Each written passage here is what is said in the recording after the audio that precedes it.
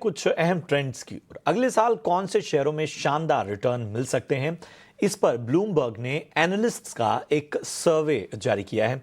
सर्वे में क्या बातें निकलकर सामने आई हैं, बता रहे हैं शरद दुबे। जी शरद, बताएं। जी बिल्कुल। अगले साल जो है, अगले 12 महीने क्या टारगेट प्राइस रहने वाली है, जो चेंजेस आएंगे और जो रिटर्न पोटेंशियल रहेगी, उस पे जो है ब्लूमबर्ग एनालिस्ट का हमने एक एवरेज निकाला है।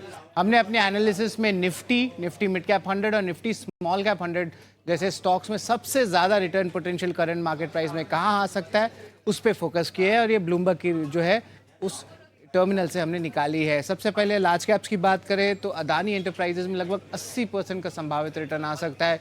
वही इंडसइंड बैंक और एसबीआई लाइफ में भी 40% से ज़्यादा की ग्रोथ देखने मिल सकती है।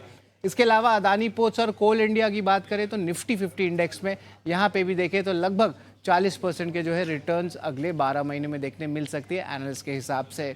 अब हम बात करेंगे निफ्टी मिड कैप 100 इंडेक्स की। तो यहाँ पे मिड कैप स्टॉक्स की बात करें तो ऑयल इंडिया, एनएलसी, एबी कैपिटल, इन तीनों स्टॉक्स में देखें तो सबसे ज़्यादा रिटर्न पोटेंशियल देखने मिल रहा है, वो भी 40% के ऊपर।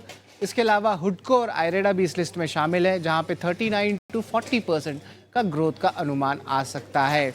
आखिर में स्मॉल कैप्स के बारे में बात करेंगे 2025 में, जहाँ पे अगले 12 महीने के संभावित रिटर्न में देखें तो स्टर्लिंग विल्सन सोलर 80% रिटर्न आ सकता है। वही जी शिपिंग, जेके बैंक पे भी नज़र डालें तो 55% से ज़्यादा का रिटर्न आ रहा है। दो और स्टॉक्स हैं जिनके बारे में बात करूंगा, एक है चेन्नई पेट्रोकेमिकल और दूसरा है आपका signature global real estate company है, जहां पे 44 से लेकर 46% तक का रिटर्न पोटेंशियल देखने मिल सकता है। तो ये 5 जो अहम स्टॉक्स है स्मॉल कैप इंडेक्स से, 5 अहम स्टॉक्स है मिड कैप इंडेक्स से और 5 अहम स्टॉक्स है निफ्टी इंडेक्स से, जहां पे सबसे ज़्यादा रिटर्न पोटेंशियल आ रहा है एनालिस्ट के माने तो। शुक्रिया करेंगे शरद आपका इस अहम जानकारी के लिए। तो सर्वे की तमाम बातें आपके सामने रखी, कहां पर नजर रखनी है। सवाल ले लेते हैं। सूरज सैनी है, उन्होंने व्हाट्सएप के जरिए ये सवाल भेजा है। उनके पास टाटा स्टील के 557 शेयर है 144 रुपए के भाव पर। विनोद जी, क्या लग रहा है टाटा स्टील किस तरह की चाल आगे यहां से दिख रही है? बने रहना चाहिए इनको? अभी बहुत ज्यादा नुकसान नहीं हो रहा है, इनके खरीद भाव से सिर्फ 5 रुपए नीचे है।